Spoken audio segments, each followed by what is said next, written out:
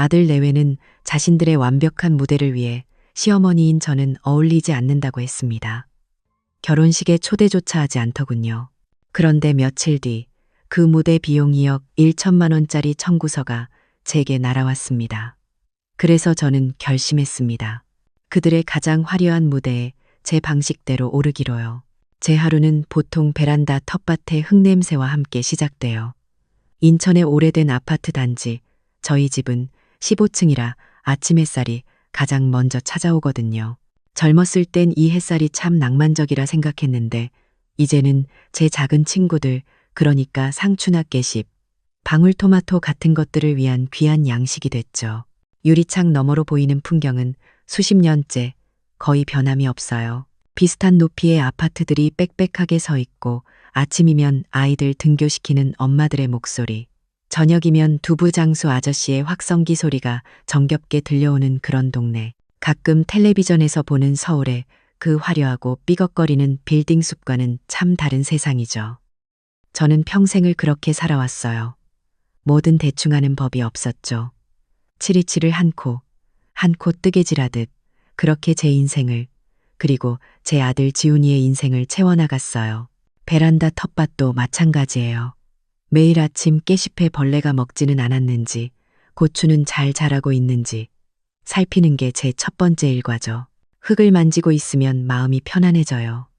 내가 쏟는 정성만큼 정직하게 자라나는 식물들을 보면 세상 모든 이치가 다 이렇지 않을까 싶기도 하고요. 오전에는 보통 시장에 가요. 아파트 단지 입구에서는 작은 장인데 없는 것 빼고는 다 있답니다. 대형마트처럼 깔끔하게 포장되어 있지는 않지만 여기에는 사람 사는 냄새가 있어요.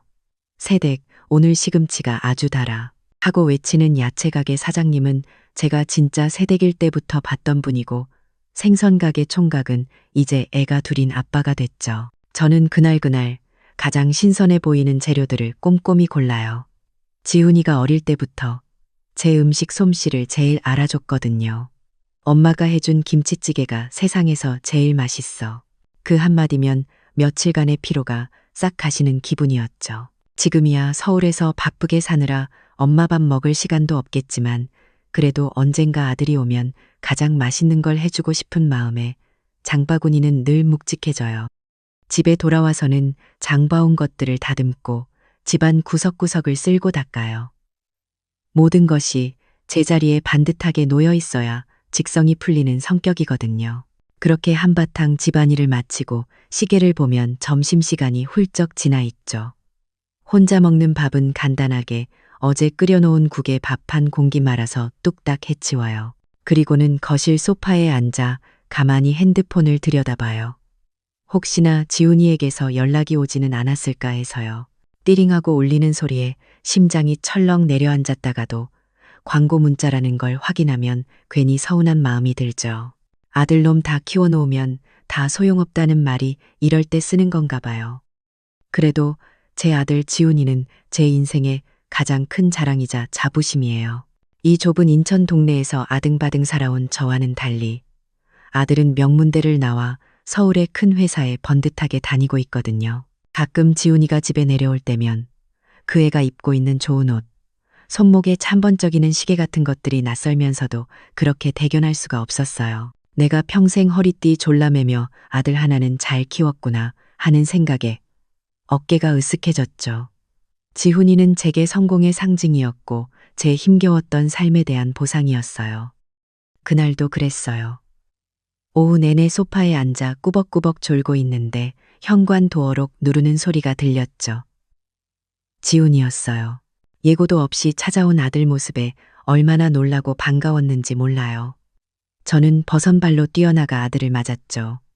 아들은 이전보다 더 멋있어진 것 같았어요. 몸에 딱 맞는 비싼 양복에 머리에는 윤기가 흘렀죠. 하지만 평소와는 조금 다른 어딘가 모르게 어색하고 어려운 기운이 느껴졌어요. 저는 부랴부랴 과일을 깎아내오며 아들 옆에 앉았어요. 무슨 좋은 일이라도 있는 거냐고 얼굴이 폈다고 호들갑을 떨었죠. 지훈이는 잠시 머뭇거리더니 드디어 입을 열었어요. 결혼을 하게 됐다는 거였죠. 세상에 얼마나 기다렸던 소식이에요. 저는 너무 기뻐서 손뼉을 치며 상대가 어떤 아가씨냐고 물었어요. 지훈이는 기다렸다는 듯 핸드폰을 꺼내 사진을 보여줬어요. 화면 속에는 제가 한 번도 본 적 없는 화려한 세상이 펼쳐져 있었죠. 눈부시게 아름다운 아가씨, 누가 봐도 부잣집 딸이라는 걸 알 수 있었어요. 비싼 레스토랑에서 와인을 마시고 해외의 멋진 휴양지에서 찍은 사진들. 지훈이는 그 아가씨, 유라의 집안이 얼마나 대단한지, 아버님은 무슨 사업을 하시고 어머님은 또 어떤 분이신지 한참을 설명했어요. 저는 아들의 성공이 너무나 자랑스러웠어요. 저런 대단한 집안과 사돈을 맺게 되다니 꿈만 같았죠. 하지만 동시에 가슴 한구석이 서늘해지는 기분도 들었어요. 지훈이가 보여주는 사진 속 세상은 제가 평생 살아온 이곳 인천의 작은 아파트와는 너무나도 다른 곳이었거든요. 아들은 계속해서 그들의 체면과 인맥, 그리고 그들이 움직이는 세상에 대해 이야기했어요. 듣고 있던 저는 어느새 작아지는 기분이었죠. 아들은 제 마음을 읽기라도 한 듯 조심스럽게 말했어요. 어머니, 여긴 저희가 사는 세상은 어머니가 아시는 곳과는 좀 다른 세상이에요. 그 말은 칼날처럼 날아와 제 가슴에 박혔어요. 아들의 성공을 축하해주고 싶은 마음과 더 이상 아들의 세상에 제가 속하지 못한다는 서러움이 뒤섞여 복잡한 감정이 들었어요. 그렇게 한참을 지훈이는 자신이 앞으로 살아갈 세상에 대해 설명했어요. 저는 그저 고개를 끄덕이며 아들의 말을 듣고만 있었죠. 이제 아들은 정말로 저와는 다른 사람이 되어버린 것 같았어요. 자랑스러우면서도 너무 멀게 느껴졌죠. 긴 설명이 끝나고 잠깐의 침묵이 흘렀어요. 저는 애써 미소를 지으며 결혼식 날짜는 언제냐고, 내가 뭘 도우면 되겠냐고 물었어요. 그 순간이었어요. 지훈이는 제 눈을 피하며 가장 잔인한 말을 꺼냈죠. 어머니는 결혼식에 오시지 않는 게 좋겠어요. 저는 제 귀를 의심했어요. 방금 내가 뭘 들은 건가? 심장이 쿵 하고 바닥으로 떨어지는 것 같았죠. 아들은 고개를 푹 숙인 채 말을 이었어요. 유란의 집안 사람들에게는 어머니를 미국에서 크게 사업을 하시는 분이라고 소개했다는 거였어요. 결혼식에 격을 맞춰야 하는데 평생 시장에서 장사하고 공장에서 일해온 제 모습이 그들의 눈에 어떻게 비칠지 걱정된다는 거였죠. 그래서 내린 결론이라고, 차라리 몸이 아프셔서 참석하지 못했다고 하는 편이 모두에게 좋을 것 같다는 그런 말도 안 되는 변명을 늘어놓았어요. 저는 아무 말도 할 수 없었어요. 입이 떨어지지 않았죠. 머릿속이 하얘지고 귀에서는 윙 하는 소리만 들렸어요. 평생을 바쳐 키운 아들이었어요. 제 삶의 이유이자 전부였던 아들. 그 아들이 지금 자신의 결혼식에 제가 어울리지 않는다고, 제 존재를 숨겨야 한다고 말하고 있었어요. 저는 천천히 고개를 들어 아들의 얼굴을 봤어요. 혹시나 아주 작은 죄책감이라도 어려있지 않을까 해서요. 하지만 지훈이의 얼굴은 무표정했어요. 마치 회사 업무를 보고하듯 아주 사무적이고 냉정한 얼굴이었죠. 그 순간 저는 깨달았어요. 아들은 진심이라는 걸, 그리고 제 세상이 소리 없이 무너져 내리고 있다는 걸요. 지훈이가 떠나고 난 뒤 집 안의 모든 소리가 사라졌어요. 째깍거리는 시계 소리마저도 제 심장 소리에 묻혀 들리지 않았죠. 저는 현관문이 닫히는 소리를 들은 그 자리에 마치 시간이 멈춘 것처럼 한참을 서 있었어요. 아들이 앉아있던 소파, 아들이 마셨던 찻잔, 집 안 곳곳에 아들의 흔적이 남아있는데 그 아이의 마음은 이미 이곳에 없다는 사실이 너무나도 선명하게 느껴졌죠. 배신감이라는 단어로는 부족했어요. 심장이 통째로 뽑혀나간 기분이었달까요. 내 인생 전부를 걸고 쌓아 올린 탑이 가장 믿었던 아들의 손에 의해 힘없이 무너져 내린 거예요. 며칠을 어떻게 보냈는지 모르겠어요. 밥맛도 없고 잠도 오지 않았죠. 멍하니 창밖을 보다가 베란다 텃밭의 상추가 시들어가는 걸 보면서도 물을 줄 생각조차 못했어요. 제 마음이 꼭 젖이든 상추 같았거든요. 모든 생기가 다 빠져나가 버린 거죠. 애써 아무렇지 않은 척 평소처럼 지내보려고 했어요. 아들의 결혼을 축복해야 한다. 엄이라면 그래야 한다. 수십 번을 되뇌었죠. 그래, 그 아이의 앞날을 위해서라면 나 하나쯤은 그림자처럼 사라져주는 게 맞을지도 모른다고 스스로를 위로했어요. 어차피 이제 아들의 세상과 내 세상은 다른 곳이니까요. 하지만 그런 다짐은 아파트 복도에서 이웃들을 마주칠 때마다 여지없이 무너져 내렸어요. 어머, 서연 씨 아들 결혼한다면서요? 어쩜 그렇게 장가를 잘 보냈어. 한턱 내야지.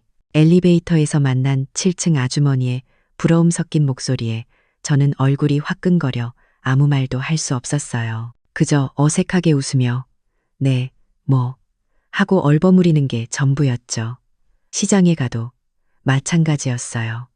우리 지훈이 장가 간다며? 신부감이 그렇게 예쁘다며? 생선 가게, 총각의 축하 인사에 저는 또다시 고개를 숙여야 했어요. 세상 모든 사람들이 내 아들의 결혼을 축하하는데 정작 그 어미인 저는 아무에게도 사실을 말할 수 없다는 현실이 비참했어요. 저는 점점 사람들을 피하게 됐고 꼭 필요한 외출이 아니면 집 안에만 틀어박혀 지냈어요. 제 삶은 그렇게 보이지 않는 감옥이 되어가고 있었죠.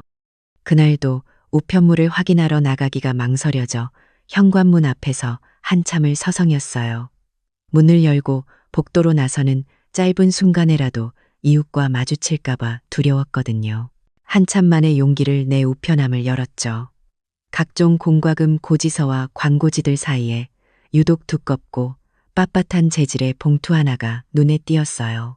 제가 쓰는 신용카드 회사에서 온 VIP 고객용 우편이었죠. 뭐지? 연회비 안내인가? 대수롭지 않게 생각하며 봉투를 들고 집으로 들어왔어요. 식탁에 앉아 무심코 봉투를 뜯은 저는 그 안에 담긴 명세서를 보고 그대로 숨을 멈췄어요.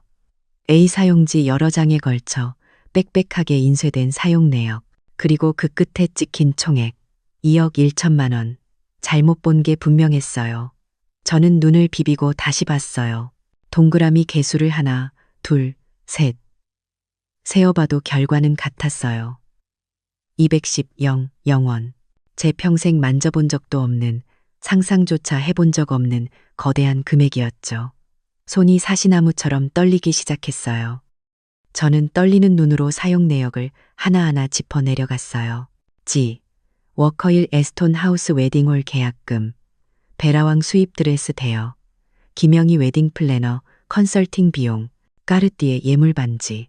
제 인생과는 아무런 상관도 없는 낯설고 화려한 이름들이 가득했어요. 그제야 깨달았죠. 이건 아들의 결혼식 비용이었어요. 결혼식에 초대받지도 못한 저에게 아들이 남기고 간 또 다른 선물이었던 거예요. 머리를 망치로 얻어맞은 것 같았어요. 아들이 저지른 짓의 의미를 이해할 수가 없었죠.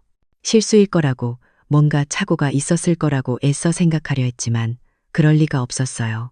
이 카드는 제가 평생 주거래 은행으로 이용하면서 신용을 쌓아 만든 VVIP 카드였고 한도가 넉넉하다는 걸 지훈이도 알고 있었거든요. 가끔 아들이 급하게 돈이 필요하다고 할 때 쓰라며 번호를 알려준 적은 있었지만 이건 그런 차원의 문제가 아니었어요. 이건 명백한 의도를 가진 계획이었죠. 저는 떨리는 손으로 스마트폰을 들어 카드사 고객센터에 전화를 걸었어요. 몇 번의 기계음과 안내 멘트가 지나고 한참 만에 상담원과 연결이 됐죠. 저는 거의 울먹이며 자초지종을 설명했어요. 제가 사용한 금액이 아니라고, 뭔가 잘못된 것 같다고.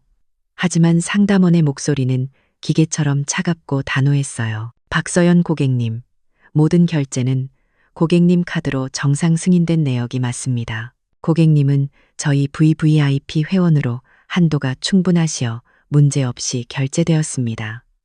제가 아무리 항변해도 돌아오는 대답은 똑같았어요. 본인이 사용한 게 아니라면 경찰에 신고해서 도난 사실을 입증하라는 말뿐이었죠.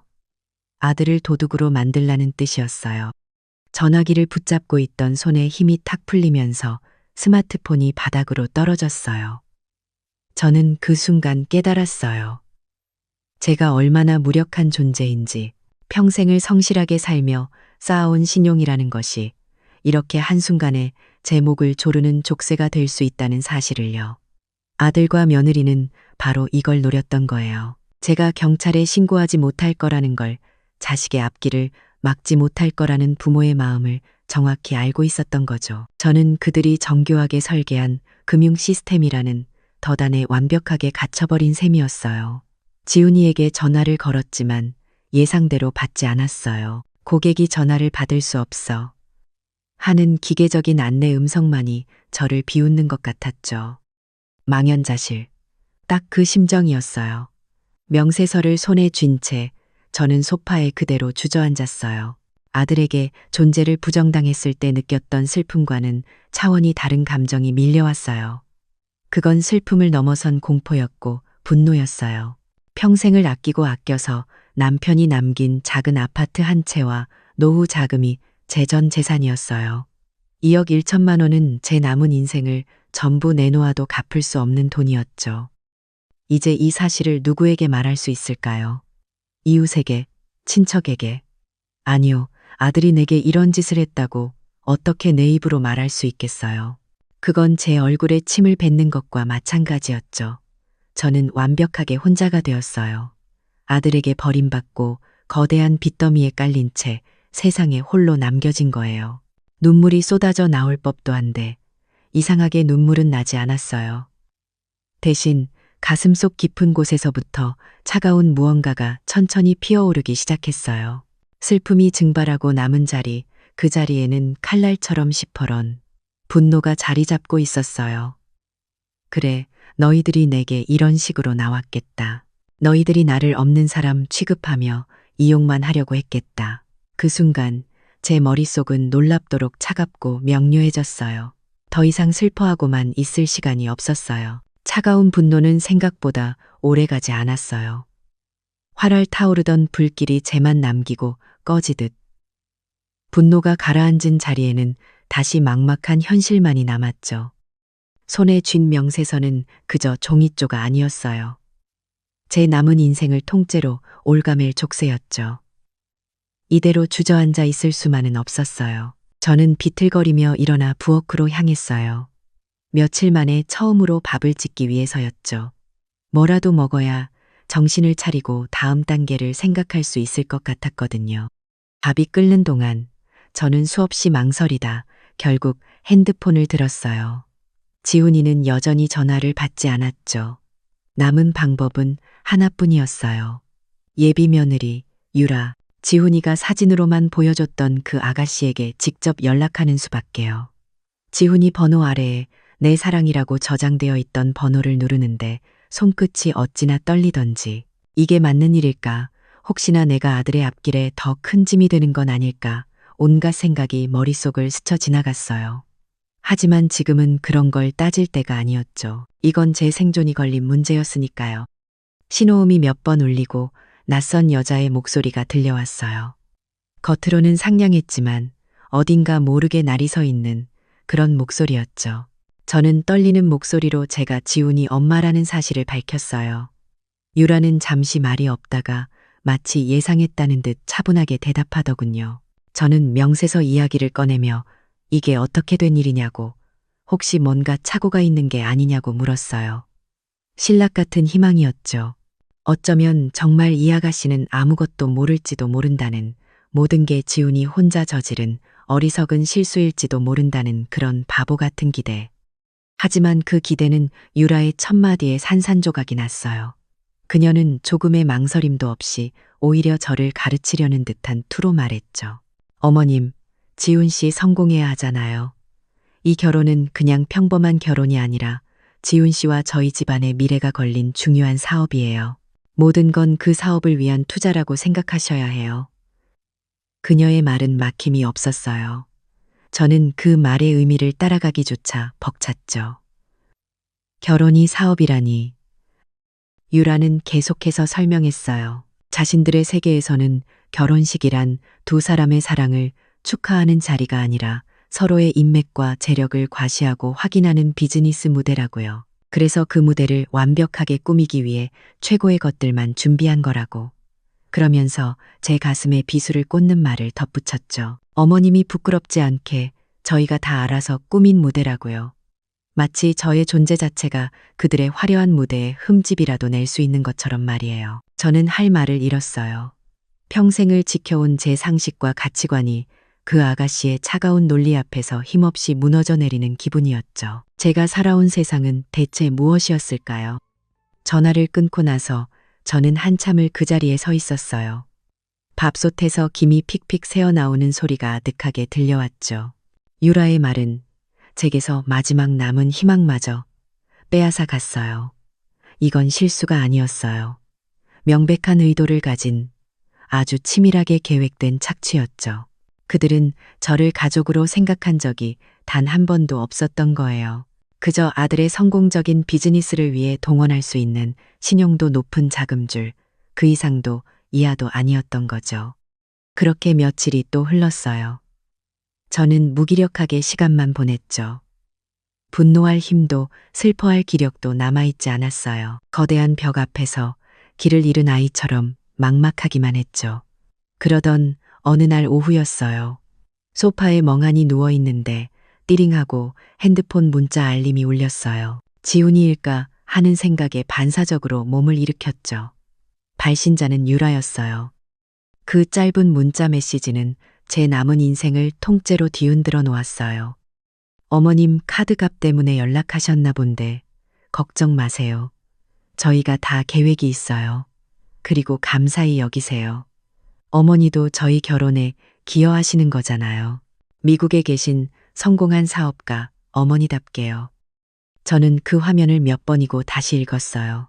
눈을 깜빡여도 화면을 껐다 켜도 글자들은 사라지지 않았죠. 기여. 그 단어가 제 눈을 그리고 심장을 후벼 팠어요.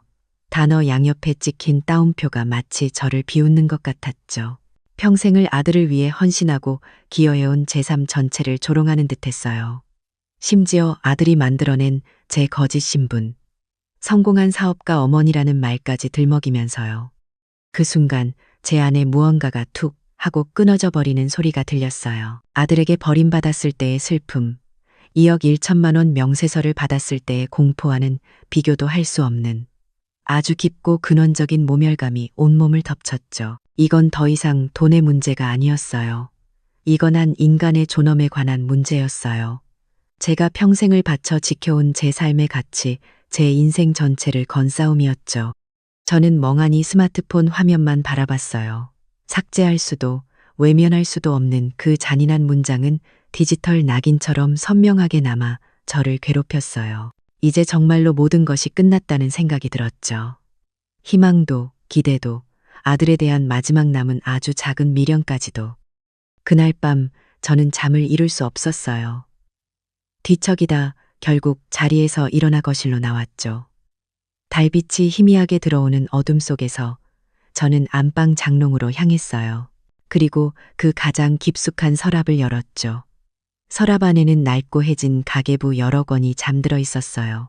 제가 결혼 초부터 수십 년간 하루도 빼놓지 않고 기록해온 제 성실한 삶의 증거들이었죠.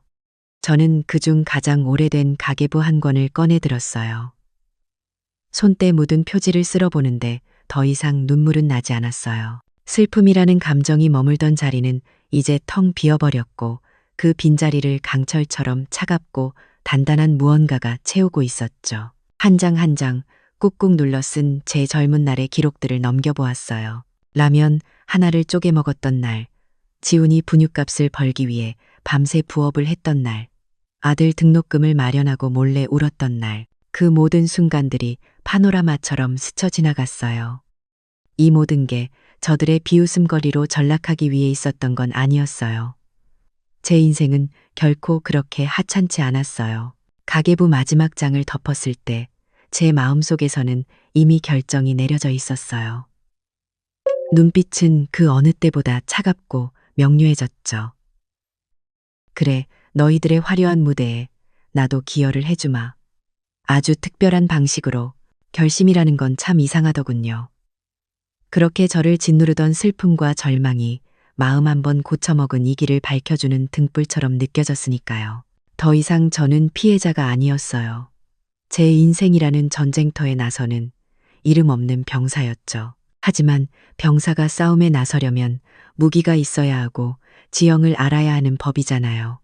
제게는 아무것도 없었어요. 그저 2억 1천만 원이라는 거대한 적군만 눈앞에 있을 뿐이었죠. 가장 먼저 해야 할 일은 정보 수집이었어요. 적이 누구이고 어떤 무기를 가졌는지 알아야 했죠. 그들의 무대는 결혼식, 저는 그 무대가 어떻게 꾸며지는지, 그 무대를 꾸미기 위해 어떤 약속들이 오고 갔는지 알아내야만 했어요. 바로 계약서였죠. 하지만 인천의 낡은 아파트에 사는 제가 서울 최고급 호텔에서 진행되는 결혼식의 계약서를 어떻게 손에 넣을 수 있겠어요. 막막했죠. 아들 지훈이의 회사라도 찾아가야 하나, 아니면 그 유라라는 아가씨의 집이라도 알아내야 하나, 온갖 생각이 머리를 스쳤지만 모두 현실성 없는 이야기뿐이었어요. 그렇게 며칠을 고민하며 시간을 보내던 어느 저녁이었어요. 저녁거리를 사러 잠시 나갔다 온 사이 핸드폰에 부재중 전화 한 통이 찍혀 있었죠. 모르는 번호였어요. 광고 전화겠거니 하고 무시하려는데 이상하게 마음이 쓰이더군요. 잠시 후 같은 번호로 다시 전화가 걸려왔어요. 저는 망설이다가 조심스럽게 통화 버튼을 눌렀죠. 수화기 너머에서는 한참 동안 아무 소리도 들리지 않았어요. 제가 여보세요? 하고 몇 번을 묻고 나서야 겨우 망설임 가득한 젊은 남자의 목소리가 들려왔어요. 저 혹시 지훈이 어머님이시냐고요. 제 심장이 덜컥 내려앉았어요. 대체 누구일까? 하지만 이내 그 목소리가 익숙하다는 걸 깨달았죠. 지훈이의 가장 친한 친구, 최민준이었어요. 민준이는 지훈이가 중학생일 때부터 저희 집에 제 집처럼 드나들던 아이였어요. 까맣고 순한 눈을 가진 예의 바른 아이였죠. 저는 민준이를 아들처럼 여기며 밥도 챙겨 먹이고 명절에는 용돈도 쥐어주곤 했어요. 지훈이가 서울로 대학을 가고 민준이도 다른 도시로 가면서 자연스레 연락이 끊겼지만 제 기억 속 민준이는 늘 착하고 속 깊은 아이였죠. 그런 민준이의 목소리는 수년이 지났음에도 여전히 어릴 적의 순수함을 담고 있었지만 지금은 무거운 죄책감에 짓눌려 있는 듯했어요. 민준이는 한참을 뜸들이다가 아주 힘겹게 입을 열었어요. 아주머니, 정말 죄송하다고. 자기가 너무 늦게 연락드려서 죄송하다고. 저는 무슨 말이냐고 되물었지만 이미 짐작하고 있었어요. 민준이도 모든 걸 알고 있었던 거예요. 민준이는 떨리는 목소리로 모든 사실을 털어놓았어요. 지훈이가 유라를 만나고 변하기 시작했다는 것. 허영심 가득한 유라의 세계에 물들어 자기 자신을 잃어가고 있다는 것. 그리고 제 카드를 이용해 결혼 자금을 해결하려 한다는 끔찍한 계획까지도요. 민준이는 자기가 몇 번이나 지훈이를 말렸지만 소용이 없었다고, 친구로서 너무나 부끄럽고 죄책감이 들어 며칠 밤을 잠 못 이뤘다고 고백했어요. 저는 아무 말 없이 민준이의 이야기를 듣고만 있었어요. 눈물이 날 법도 한데 이상하게 담담했죠. 제 슬픔은 이미 다른 감정으로 변해버린 뒤였으니까요. 민준이는 거의 울먹이며 말했어요. 이건 정말 아니라고, 세상에 어떻게 아들이 어머니에게 이럴 수 있냐고. 그러면서 자기가 도울 일이 있으면 뭐든지 하겠다고 했어요. 그 순간 제 머릿속에 번개처럼 하나의 생각이 스쳐 지나갔어요. 저는 떨리는 목소리로 민준이에게 부탁했죠. 혹시 지훈이의 웨딩 관련 계약서들을 구해줄 수 있겠냐고요. 민준이는 잠시 망설이는 듯 했지만 이내 결심한 듯 대답했어요. 자기가 방법을 찾아보겠다고. 그렇게 전화는 끊겼고 저는 다시 기나긴 기다림의 시간을 보내야 했죠. 하지만 이전과는 달랐어요. 이제 저는 혼자가 아니었으니까요. 보이지 않는 곳에 제 편이 되어줄 조력자가 생긴 거예요. 인천의 순박함을 잃지 않은 그 아이, 민준이가 제게는 한 줄기 빛과도 같았어요. 이틀 뒤 늦은 밤에 민준이에게서 문자가 왔어요. 제 이메일 주소를 알려달라는 내용이었죠. 저는 답장을 보내기 위해 한참을 헤맸어요. 이메일이라는 건 아들이 대학 다닐 때 과제 보낸다고 만들어준 이후로 거의 써본 적이 없었거든요. 겨우 아이디와 비밀번호를 찾아내 민준이에게 주소를 보내고 나니 얼마 지나지 않아 핸드폰이 띵 하고 울렸어요. 새 메일이 도착했다는 알림이었죠.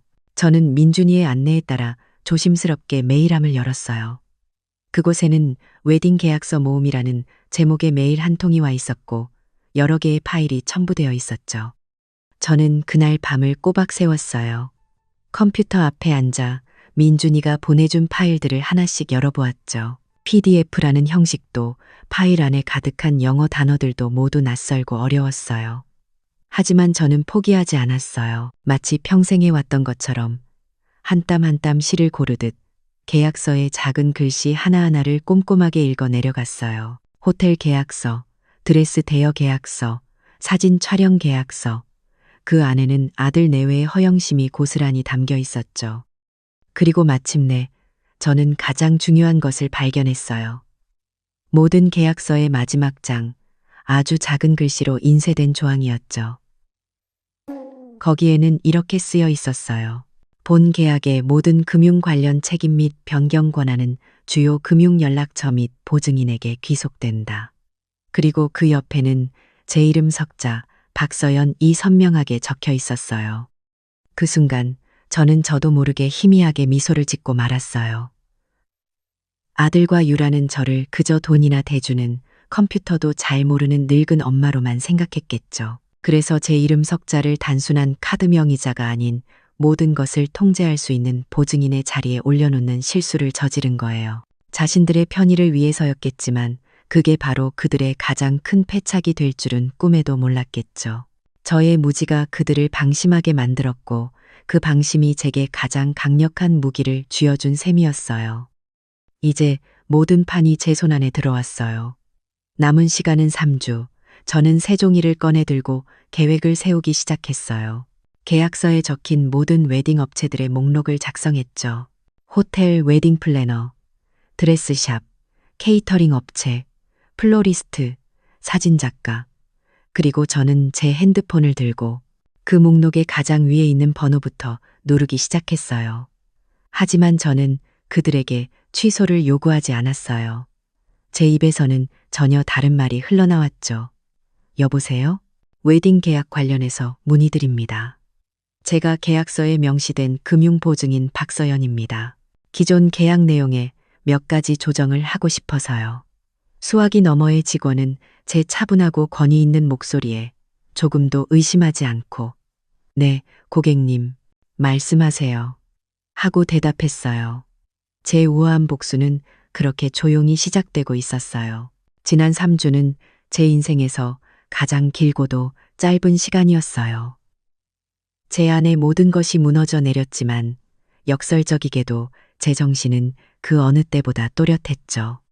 슬픔과 분노가 있던 자리는 이제 텅 비어버렸고 그 빈 공간을 차가운 결심과 치밀한 계획이 채워나갔어요. 하루하루 저는 마치 오랫동안 비워뒀던 집을 대청소하듯 제 감정을 정리하고 앞으로 해야 할 일들을 목록으로 만들어 나갔죠. 전화기 너머로 들려오는 업체 직원들의 목소리는 한결같이 정중했고 금융보증인이라는 제 직함은 그 어떤 신분증보다 강력했어요. 그들은 제 요구에 단 한 번의 의심도 없이 따라주었죠. 저는 그저 계약서에 명시된 제 권리를 행사했을 뿐이에요. 그들이 제게서 빼앗아 가려 했던 모든 것을 동원해서요. 그리고 마침내 결전의 날이 밝았어요. 저는 그날 새벽 아주 일찍 눈을 떴어요. 창밖은 아직 어두웠지만 제 마음은 이상할 정도로 고요했죠. 마치 큰 폭풍이 지나가기 직전의 바다처럼요. 저는 일어나서 정성껏 몸을 씻고 장롱 가장 깊숙한 곳에 넣어두었던 상자를 꺼냈어요. 남편이 세상을 떠나기 전 제 마지막 생일에 맞춰주었던 짙은 청색의 비단 한복이었죠. 남편이 떠난 후로는 한 번도 꺼내 입지 않았던 옷이에요. 그 옷을 입고 나설 좋은 날이 제게는 다시 없을 거라고 생각했거든요. 하지만 오늘이 바로 그날이었어요. 제 인생의 가장 중요한 싸움에 나서는 날, 저는 갑옷을 입는 장수처럼 옷고름 하나하나에 제 모든 결의를 담아 단정하게 매듭을 지었어요. 화려한 장신구는 하지 않았어요. 옥으로 만든 작은 비녀 하나로 쪽진 머리를 고정한 것이 전부였죠. 거울 앞에 선 제 모습은 초라하지 않았어요. 오히려 평생 느껴보지 못했던 기품과 위엄이 서려 있는 듯했죠. 인천에서 서울의 그랜드 워커힐 호텔까지 가는 길은 멀었어요. 택시 창밖으로 스쳐 지나가는 풍경들이 낯설게만 느껴졌죠. 한강 다리를 건너고 점점 화려한 건물들이 나타나기 시작했어요. 제가 평생을 살아온 세상과는 전혀 다른 아들이 그토록 들어가고 싶어 했던 세상이었죠. 에스톤 하우스 입구에 도착했을 때 저는 잠시 차를 세우고 그곳을 바라봤어요. 한강이 내려다 보이는 아름다운 저택, 그리고 그곳을 가득 메운 값비싼 차들과 화려한 옷차림의 사람들. 오늘 이 무대의 주인공인 제 아들 지훈이와 유라는 지금쯤 어떤 표정을 짓고 있을까? 제 계획이 차질 없이 진행되고 있다면 아마 지금쯤 그들의 완벽한 미소에 서서히 균열이 가고 있을 테죠. 제가 그곳에 도착하기 1시간 전부터 그들의 완벽한 무대는 이미 삐걱거리기 시작했어요. 처음 그들이 느낀 이상 신호는 아주 사소한 것이었을 거예요. 유라가 그토록 자랑했던 프랑스에서 초빙한 세계적인 플로리스트가 디자인했다는 꽃 장식이 동네 꽃집에서 가져온 듯한 평범한 장미와 백합으로 바뀌어 있었던 거죠. 유라의 엄마가 길길이 날뛰었지만 호텔 측에서는 계약서에 그렇게 명시되어 있다며 어깨를 으쓱할 뿐이었어요. 진짜 혼란은 하객들이 모두 자리에 앉고 쉬기 시작되면서부터였죠. 신랑 신부가 입장하고 모두의 시선이 집중된 곳에 등장해야 할 7단 웨딩 케이크는 동네 빵집에서나 볼 법한 소박한 3단 케이크였어요. 하객들 사이에서 수군거리는 소리가 들리기 시작했죠. 유라의 아버지는 결국 폭발했어요. 그는 얼굴이 시뻘개져서 웨딩 지배인을 구석으로 끌고 가 멱살이라도 잡을 듯이 소리쳤죠.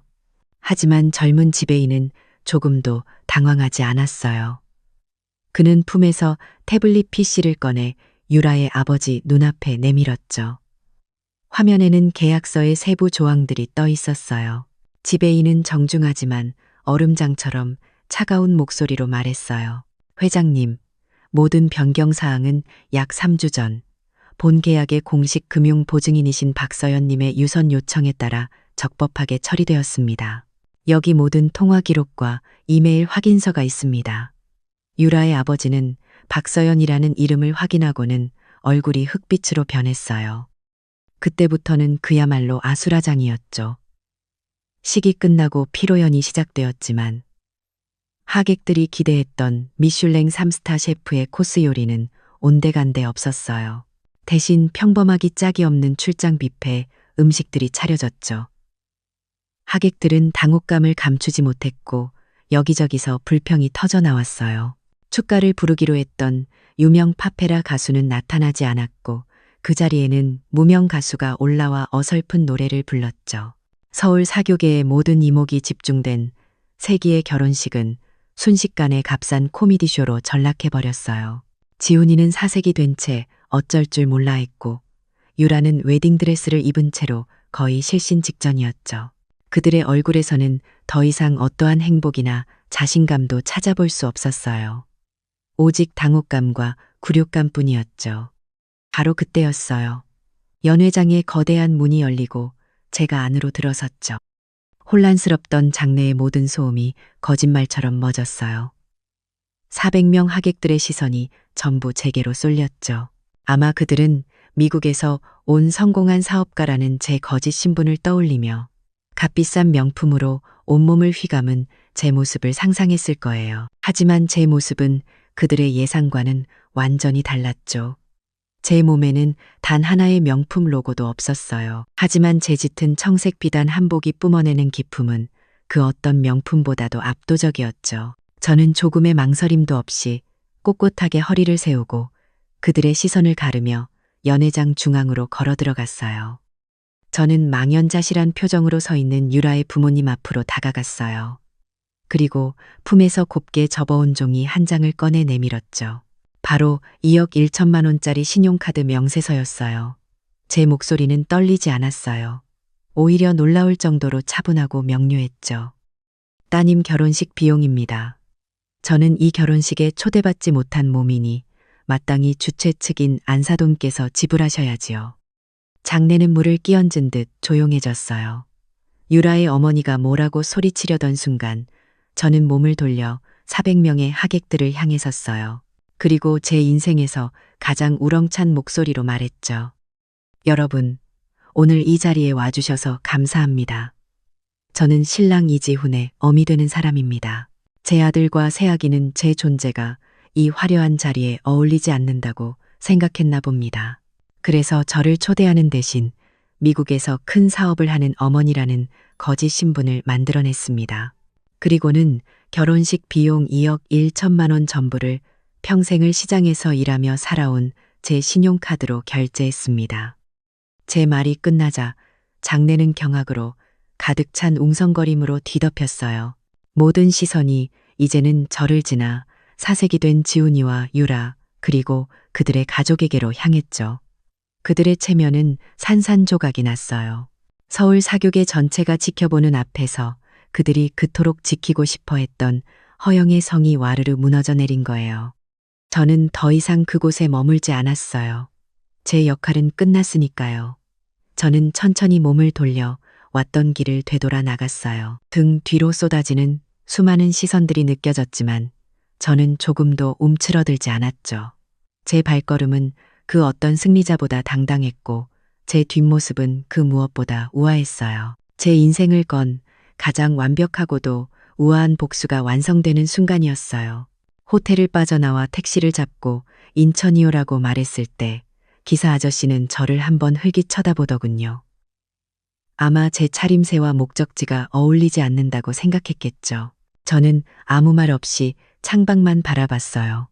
화려했던 서울의 불빛들이 하나둘씩 뒤로 멀어지는데 이상하게 마음은 텅 빈 것처럼 고요했어요. 통쾌함이나 기쁨 같은 감정은 이미 그곳에 다 쏟아내고 온 것 같았죠.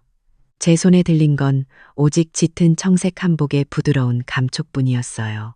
이 옷을 입고 나선 싸움에서 저는 이겼어요.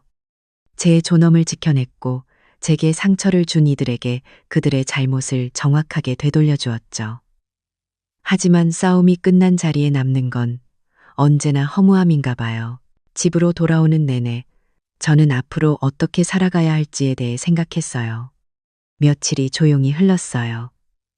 제 일상은 이전과 똑같았죠. 아침에 일어나 베란다 텃밭을 돌보고 시장에 가서 장을 보고 집안을 쓸고 닦았어요. 달라진 게 있다면 더 이상 핸드폰을 들여다보며 아들의 연락을 기다리지 않는다는 거였죠. 제 마음속에서 아들 지훈이는 이미 지워진 이름이었으니까요. 이웃들을 만나도 이제는 아무렇지 않았어요. 그들은 제게 아들 결혼식에 대해 더는 묻지 않았죠. 아마 그들 나름의 소식통을 통해 서울에서 있었던 그 떠들썩한 사건에 대해 전해 들었을지도 몰라요. 그날의 일은 최민준 군을 통해 그리고 그 자리에 있던 400명의 하객들의 입을 통해 삽시간에 퍼져나갔어요. 워커 일의 우아한 복수라는 마치 영화 제목 같은 이름으로 말이죠. 그 이야기는 자식들의 허영심을 채워주기 위해 등골이 휘던 부모들에게는 하나의 통쾌한 전설이 되었고 부모를 구시대의 유물처럼 여기던 젊은 자식들에게는 서늘한 경고가 되었다고 해요. 서울 상류층에 닫힌 세상 안에서 제 이야기는 물질 만능주의와 삐뚤어진 체면 문화의 경종을 울리는 살아있는 교훈이 된 셈이었죠. 물론 저는 그 모든 소문을 전해 들었을 뿐 제 삶이 바뀐 건 아무것도 없었어요. 저는 여전히 인천의 제 낡은 아파트에서 제 방식대로 성실하게 하루를 살아갈 뿐이었죠. 그러던 어느 주말 오후였어요. 창가에 앉아 뜨개질을 하고 있는데 현관문 초인종이 울렸어요. 이 시간에 찾아올 사람이 없는데 누구일까 의아했죠. 인터폰 화면을 확인한 순간 저는 숨을 멈췄어요. 화면 속에는 며칠 사이에 폭삭 늙어버린 낯선 청년이 서 있었죠. 제 아들 지훈이었어요. 저는 문을 열어주지 않았어요. 아무 말 없이 화면만 쳐다봤죠. 지훈이는 몇 번 더 초인종을 누르다가 이내 포기한 듯 문 앞에 주저앉았어요. 그렇게 1시간, 2시간이 흘렀어요. 저는 미동도 없이 인터폰 화면 속의 아들을 지켜봤고 아들은 세상 모든 무게를 짊어진 사람처럼 고개를 푹 숙인 채 앉아 있었죠. 해가 지고 어둠이 내리기 시작할 무렵 저는 결국 현관으로 향했어요. 마음이 약해져서가 아니었어요. 이 모든 일의 끝을 제 손으로 직접 맺어야 한다는 생각이 들었기 때문이었죠. 제가 문을 열자 지훈이는 힘겹게 몸을 일으켰어요. 수염은 까칠하게 자라 있었고 값비싼 양복은 구겨질 대로 구겨져 있었죠. 한때 제 자랑이었던 아들의 반짝이던 눈은 이제 깊은 절망과 후회로 흐려져 있었어요. 지훈이는 저를 보자마자 아무 말 없이 제 앞에 무릎을 꿇었어요.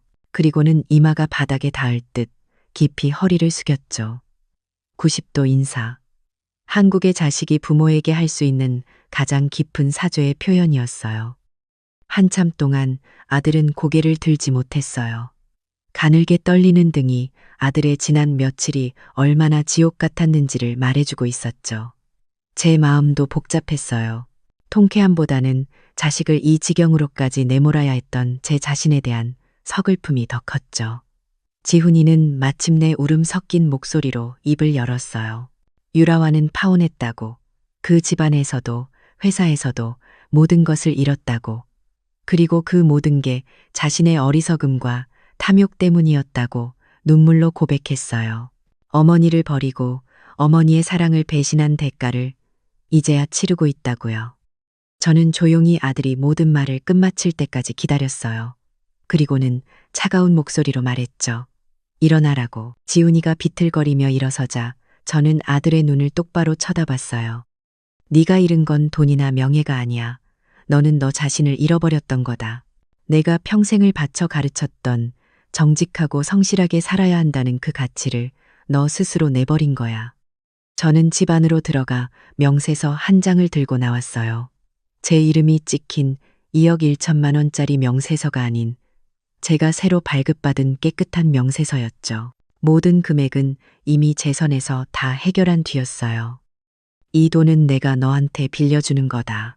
그러니 너는 오늘부터 내 인생의 빚을 갚아나가야 한다. 나에게가 아니라 내 자신에게, 네가 잃어버렸던 너 자신을 되찾는 것으로 평생에 걸쳐 갚아나가거라. 저는 아들을 용서했어요. 하지만 그건 과거로의 회귀를 의미하는 게 아니었어요. 이전처럼 아들을 위해 모든 것을 내어주는 맹목적인 희생은 이제 없을 거예요. 우리의 관계는 이제 존중이라는 단단한 땅 위에서만 새로 시작될 수 있었죠. 아들은 제 말을 듣고 다시 한번 깊이 허리를 숙였어요. 그리고는 아무 말 없이 왔던 길을 되돌아갔죠. 그 뒷모습은 초라했지만 저는 그 안에서 아주 작은 희망의 씨앗을 보았어요. 그 일이 있고 난 후 제 삶은 다시 평온을 되찾았어요. 베란다 텃밭의 상추는 다시 파릇파릇하게 살아났고 저는 매일 아침 그 작은 생명들을 돌보며 하루를 시작하죠. 이제 제 행복은 더 이상 아들의 성공에 달려있지 않아요. 따스한 아침 햇살, 흙냄새, 이웃과 나누는 소박한 인사. 제 삶을 채우는 건 바로 이런 것들이라는 걸 저는 아주 길고 힘든 길을 거쳐 비로소 깨닫게 된 거예요. 제 이야기가 세상에 어떤 교훈을 남겼는지는 잘 모르겠어요. 하지만 한 가지는 분명해요. 한 인간의 존엄은 그 무엇과도 바꿀 수 없다는 것. 그리고 진정한 품격은 화려한 겉모습이 아니라 자기 자신을 끝까지 지켜내는 단단한 마음에서 나온다는 것을요. 저는 오늘도 제 작은 세상 속에서 가장 품격 있는 사람으로 제 자신으로 살아가고 있어요. 결국 이 이야기는 우리에게 보여주는 것 같아요. 진정한 품격은 값비싼 것들이 아닌 어떤 상황에서도 자기 자신을 잃지 않는 단단한 마음에서 나온다는 것을요. 가족이라는 이름 또한 서로를 존중할 때 비로소 그 진정한 의미를 찾는 법이죠. 모든 가치는 결국 내 안에 있으니까요.